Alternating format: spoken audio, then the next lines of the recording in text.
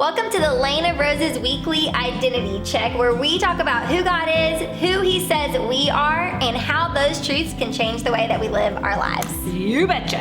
And all month long, we've been talking about our community identity check is Right. God is unconditional love. Right, so we've been talking about this all month long, that in our collection is the Come As You Are collection. God is unconditional love, and so you and I, we are fully known and fully loved.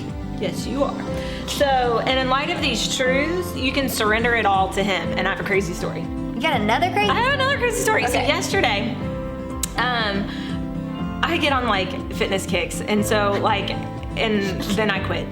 So As our kids say, it's just a phase. it's just a phase. It's just So last night I had made a mistake. I was processing my mistake, and like sometimes like I'll just go for a bike ride or exercise or something to kind of work it all out. And so I'm on this bike ride and I'm like trying to decide, like, do I need to just experience these feelings, like the consequence of the mistake that I made, you know, and then I gave it to God and I prayed and I made amends and all that kind of stuff. But as I was riding my bike, all of a sudden, I found my bike in a dumpster, well, like outside of the trash. So it's not even technically a dumpster. And so there's like a little wire hanging off of it. Like it's falling apart. And I love riding it because it's, I don't know, it's just ironic. So anyhow, I'm riding the bike and all of a sudden, like the pedal, it doesn't fall off. Like it disintegrates in two. Oh gosh. And I remember thinking, I was like, God, so what does this mean? And it was that whole surrender all, like, because He's unconditional love. And I felt like He told me, like, just kind of in prayer, like, just ride with me. And so, like, you can't ride that fast and you can't push and be aggressive when, like, you have a pedal that's, like, rotted off. So it was just really cool because then I just enjoyed the ride and I looked at houses and I love looking at people's houses.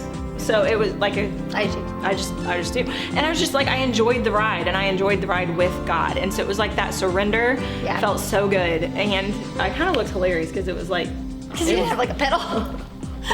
Yeah, so, you know, we are fully known and fully loved by our God, and He wants us to come and just surrender it all to Him. But here's the thing, Satan, the enemy, the thorn, wants you to think that you need to hide parts of you from God, and that you can't come to Him as yourself, that there's parts of you that are just too far gone, and that there's things that you should keep hidden from God.